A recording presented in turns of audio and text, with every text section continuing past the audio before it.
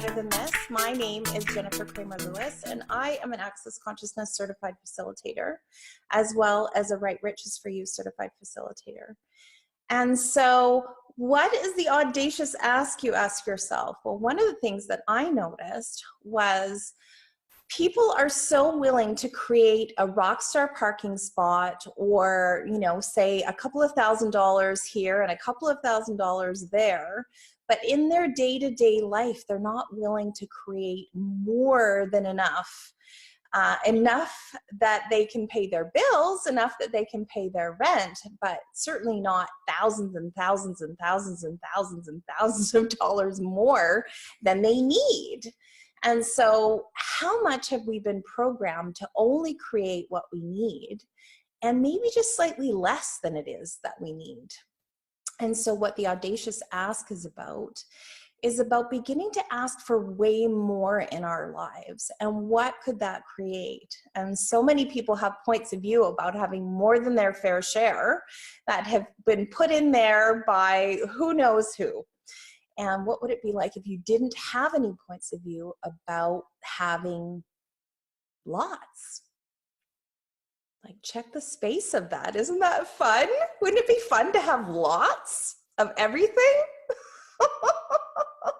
So that's what the audacious ask is about. Like, if you were audacious, what would you ask for? And how much more audacious are you willing to be in your day-to-day life? And so that was where the audacious ask came from. And so we go live every week, Mondays in North America, and then it becomes Tuesday as you go across the globe. And you can ask any question you like about any topic, and we use the tools of Access Consciousness. And so Access Consciousness has been around for about 30 years now, and was created by a gentleman named Gary Douglas. And he noticed that when we started to ask questions of the universe, like, hey, what would it take for this thing to show up? The universe responded. And so that was the beginning of Access Consciousness. And so what if we started to ask some questions today, and we started to get inspired by the questions that other people were asking? And so how does it get any better?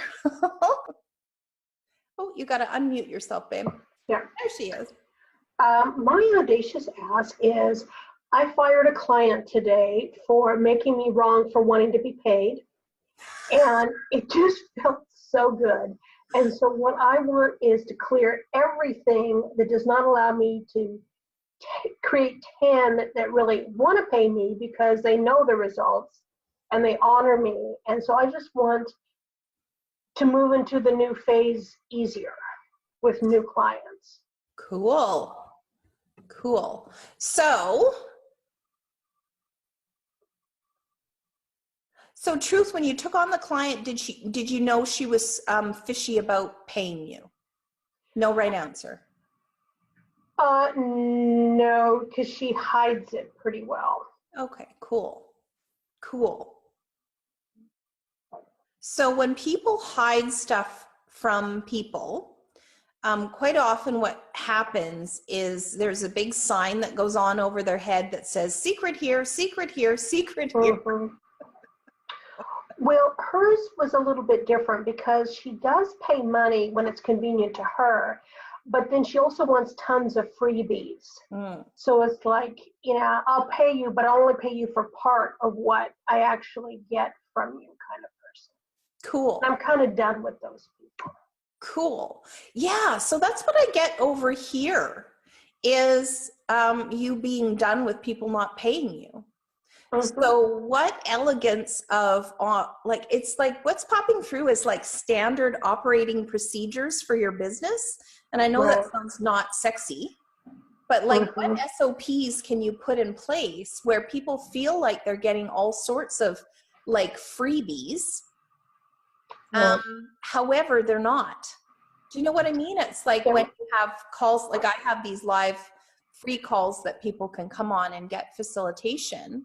And so those are, you know, obviously they're for people like you who have been paying clients of mine. And then they're also for people who want to kind of just check me out. Yeah. Well, what I kind of realized part of it was this old program about I have to help people realize that they're trustworthy. So I have to allow them to send me checks or be on their honor system for payment. Mm. And I'm like, okay, I'm done with that. I don't need to, I'm giving up that job. I don't have to do that if I do not want to do that. Yeah. And how many lifetimes ago did that come into play? I'm hearing at least 7. Okay, cool. So all of the oaths, vows, swearings, fealties, commitments, and contracts that you have, it's almost like to the church of honesty. Yeah, Okay. probably. Will you revoke, recant, rescind, renounce, denounce, destroy, and uncreate all of them? Yes. Yeah, because honesty is like a virtue. And so you can be either honest or dishonest. There's no gray. Yeah. And so if your friend who quite obviously loves those like sequin jeans that her bum looks like this big in, do you really want to tell her?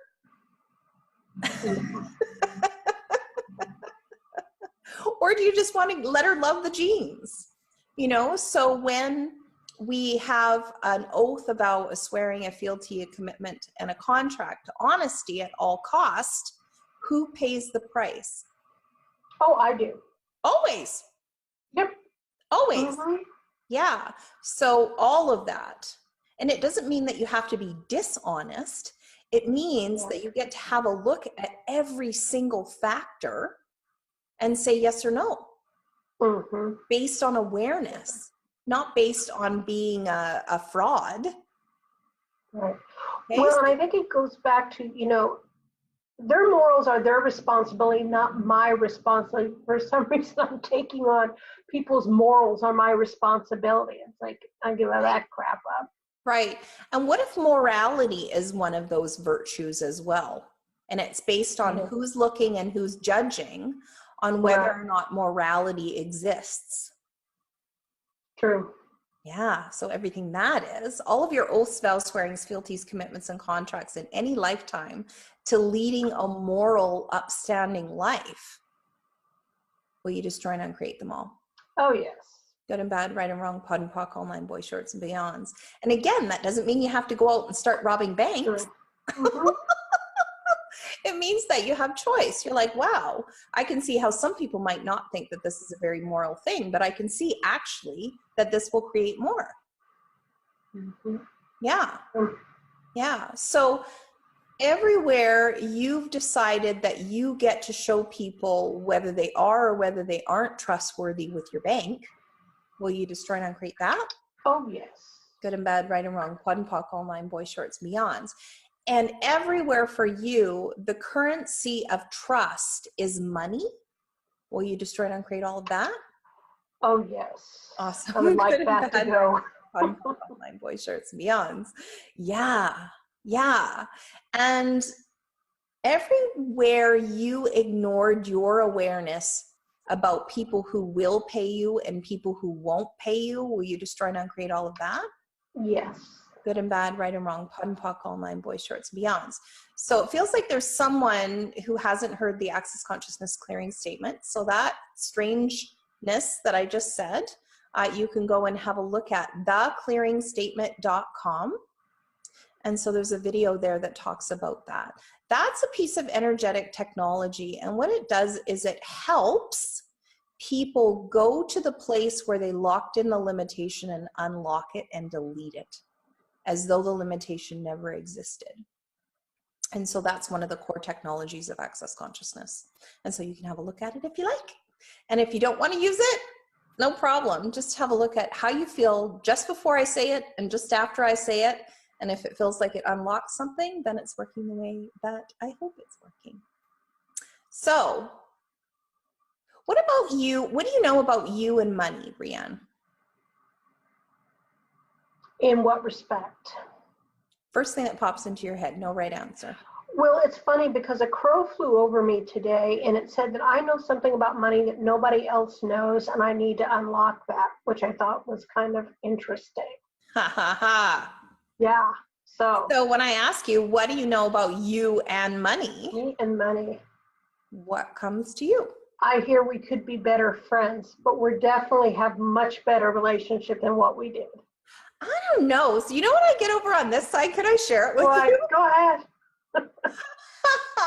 I get money has an unrequited love affair with you.